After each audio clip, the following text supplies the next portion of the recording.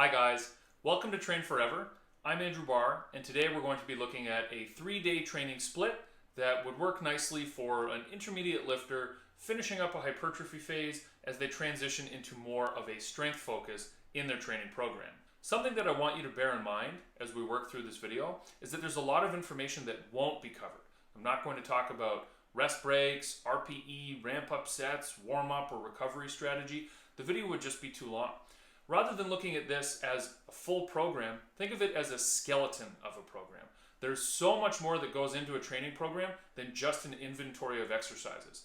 And although this provides a great opportunity to look over some important concepts that might be transferable to your training and might help you make good decisions about designing your own program, it's a bad idea to see just a program skeleton and to make it your own without applying some additional critical thinking and considering other important variables.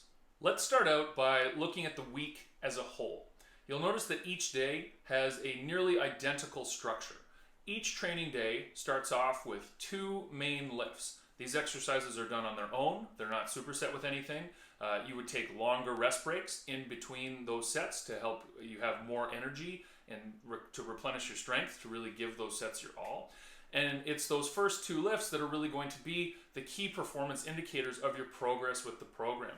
You're going to be hoping to, lift more, feel better, move the bar faster in those first 2 exercises of each training day. You'll also notice that the first exercise on each training day is a squat, a bench press, or a deadlift. So it's got that powerlifting foundation, but I wouldn't call this a powerlifting program per se. Those 3 movements are some of the best, if not the best options in terms of developing total body strength. So as we transition into a strength focus, it does make sense, at least some of the time, to design our program around those lifts. But the approach that I took with the accessory movements here is probably not what you would see in a pure powerlifting focused program. So this wouldn't be a program that I would recommend for somebody getting ready for a powerlifting competition, but rather a lifter with perhaps more broad and varied goals who's interested in developing their physique and also increasing their strength potential. Something else that I wanted to draw your attention to is the number of working sets per training day. I've indicated this on the bottom of the whiteboard. You'll see that it's either 20 or 22. Typically, when we're designing a workout, you want to have between 15 and 25 working sets. We're going to end up more towards the lower end of 15 if we're doing a more intense style of training focused on strength, and if we're doing more of a hypertrophy focus with more accessory work, we're probably going to end up more towards that 25. For example, if you're doing a purely strength-focused barbell training session, that could include 3 exercises, 5 sets of each. If you're working at the right threshold intensity to really see results, that's going to put you at 15 sets, and you probably won't have more energy to do any quality work after that. Whereas if you're doing more of a hypertrophy focus, that's going to involve more accessory work. Each working set is going to be less fatiguing, and you'll be able to do more working sets just because the energy cost of each set is lower, and that'll make you end up more towards that 25, possibly even as high as 30 range. Can you do a program with less than 15 sets or more than 25 sets? Absolutely. It's just a helpful reference point to get a general idea of your session volume. So let's have a look at day 1. It starts off with a back squat. We're doing 4 sets of 5. This is going to be your main training focus. You'll need to complete an ample warm-up and several ramp-up sets before getting into your actual training sets to ensure that you're successful and are able to lift something close to your actual potential. From there, we're moving into 4 sets of 8 of a split squat. 8 is towards the lower end of the range that I would use for a split squat. That's a great exercise to do some higher rep work. You can program, as many as you want. There's no reason why you can't do 20 reps per leg. But since we're doing a bit of more of a strength focus, going towards the lower end of what we find to be the better rep range to use for a specific exercise makes sense. Going from a squat into a split squat, 4 sets of each, is a lot for the legs. As you work through your split squats, you would expect to have a pretty significant pump in your quads, and by the ends of those 2 exercises, you would likely be pretty tired and your lower body would be ready for a break. So our back squat and our split squat are our main focus for the day. With those behind you, you would be moving on to accessory work. And you'll see that the individual exercises are denoted a little bit differently, whereas the squat and the split squat are noted as A1 and B1, meaning that they're done on their own. Our next 2 exercises, the goblet squat and the push-up, are superset, and that's indicated by the fact that they have the same letter, C1 and C2, before them. We superset these movements because they're not our main focus, so we're less interested in hitting a particular number. We're more interested in quality movement, just getting a little bit of additional volume and stress to the system. So we don't necessarily need to recover as much in between each working set. Supersetting our accessory exercises is a great way to make a great training session a little bit more efficient. Why the goblet squat and the push-up? Well, the goblet squat is a great way to get a little bit more squatting volume on your squat focused day in a way that is a little bit less intense, a little more spine friendly, helps you continue to develop your squatting technique, a little bit more work for the lower body, but not as intense as always having the bar on our back. The push-up might look like a little bit of an outlier here because it's definitely a lower body focused day, but for somebody following a program like this, we're going to assume that push-ups aren't really a big deal for them. They're not somebody struggling to get their first 10 push-ups. They can probably do, quite a few, probably 50 or more. So sets of 15 to 20 is just some low intensity stress for the upper body, but more importantly, it's a good opportunity to get the shoulder blades moving on the rib cage, which is something that's quite important for shoulder health. And that's something that I'm going to want to program more than once per week. It's day 2 that's our really upper body focused day, and we are going to address having the shoulder blades moving on that day. But again, I want to do that more than once to keep my shoulders nice and healthy, and this is a great low to moderate intensity exercise to achieve that effect. We've got one more pairing of accessory exercises on this training day, and it's a heel raise and an ab wheel rollout. Now for the heel raise, you've got some choices there. You can do them off a step. You can use the machine. You can hold on to a dumbbell. There's different reasons why you might choose different variations. I'm a believer in direct calf training. It doesn't have to be a focal point of your program, but it might be at different points throughout the year. For a lot of lifters who have weaker calves, doing some direct calf work can really help blow up their squat. The calves are more involved in the squat than you would think. Having strong calves is really important for ankle mobility, so it can open up some of that range and help you have a nice smooth squat pattern. So it can be a great choice on a squat focused day. The ab wheel rollout is a really nice strength focused core isolation exercise. I know a lot of coaches don't program any direct core work. I do, but I like to do it sparingly. And as I transition in towards more of a pure strength focus, I would gradually phase it out. So in this particular program, in the previous phase, we would probably have a little bit more direct core work. In this current training phase, I've only got 2 exercises that you might consider direct core training. And given the intense nature of the ab wheel rollout and the fact that most lifters are going to be reaching a point of fatigue in that 10 to 12 rep zone, I think it's a nice choice to get some additional direct core work at this phase in the program. If you have any questions like how long would you do a training phase like this, or what populations are this style of training good or not good for, go ahead and leave a comment. I'll be happy to answer any questions. Moving on to day 2. It's got a nearly identical structure to day 1, but it is very much upper body focused. Our first 2 main lifts are our bench press and our chin up. We're doing 4 sets of 5 for each. In this particular phase, I've got the bench press first. Again, we decided to go with that kind of powerlifting foundation, but a variation that I've had success with in the past is programming chin-ups first.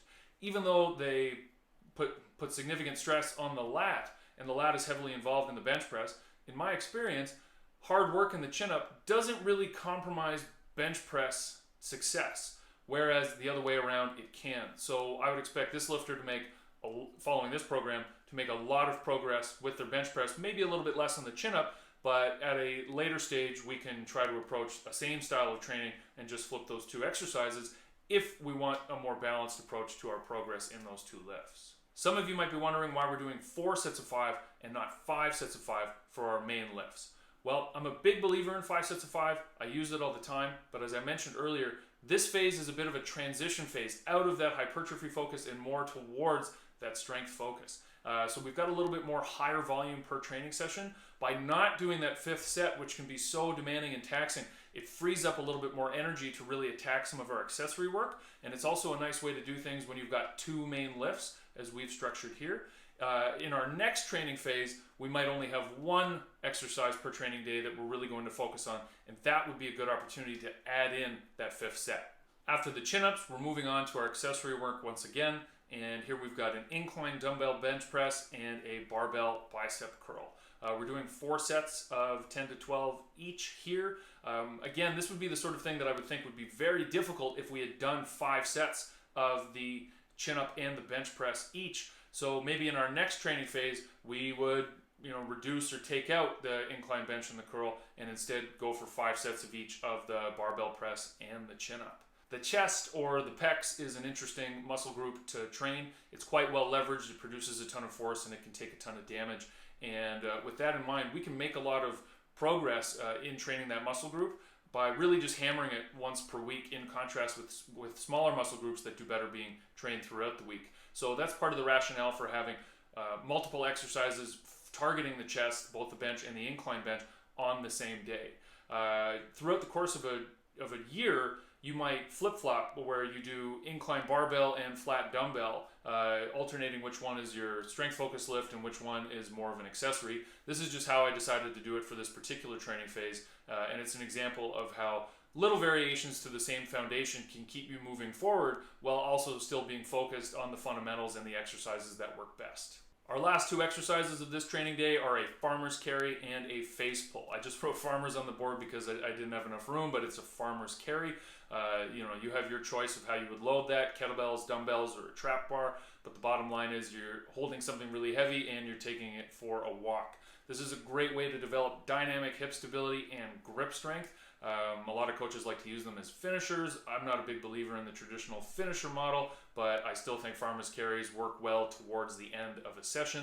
And then this is superset with a face pull because that's not something where we really need a lot of grip. You can even do a hands-free variation and take grip out of the picture altogether. And anytime I'm going to be training both bench press and chin-ups, which develop the pecs and the lats quite a bit, which are both very powerful internal rotators of the shoulder, I'm going to want to do something that also develops external rotation.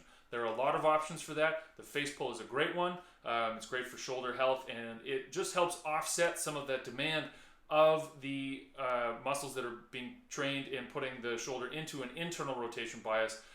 You can do your face pulls throughout the week, every training day, but just to make sure that we're getting that work in, I always like to put a face pull or something similar on the same day that I'm doing bench press or chin-ups. If you're finding this content useful and informative, please give me a like and go ahead and hit that subscribe button.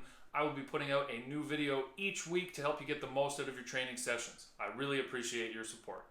Day 3 starts out with a sumo deadlift, but it could have just as easily been another deadlift variation. I just wanted to have the conversation about why we might choose one variation of an exercise over another. Perhaps this person generally pulls conventionally, but at this time in their training year, it makes sense to spend a bit of time on the sumo deadlift. It gives you a little bit of extra adductor strength. There are benefits specific to the sumo deadlift.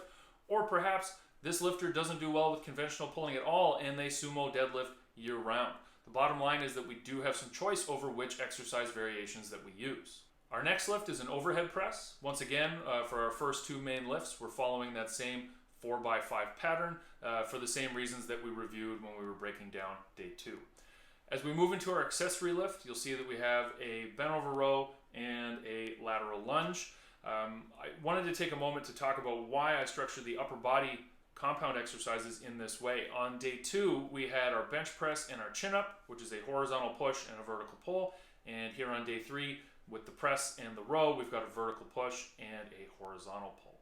Now, there are a variety of ways to combine our upper body exercises, and it doesn't always have to be this way, but it is a strategy I tend to favor, and there are 2 reasons why. If we're looking at combining vertical pushing and pulling on the same day, I haven't seen any evidence to suggest that, but in my own experience as a lifter and with people that I coach, I find that combination of exercises is a little bit tough on the shoulder. People seem to do fine with doing pressing and rowing on the same day. It's not something that I'm opposed to, but we do know that supersetting directly opposing muscle groups blunts the hypertrophy response a little bit, and although that's not something that everybody cares about, so sometimes it's a perfectly valid way to design our programs, bearing in mind the overall structure and focus of this program, right? Somebody finishing a hypertrophy block, transitioning to a strength phase, they probably care about hypertrophy a little bit, so it makes sense to go out of your way to make sure that you're not structuring your exercises in a way that is disadvantageous to hypertrophy. Superset with the bent over row is a lateral lunge or lunging to the side. This movement or this style of movement is the most neglected type of movement in kind of those casual programs or the workouts that you see in magazines or popular blogs.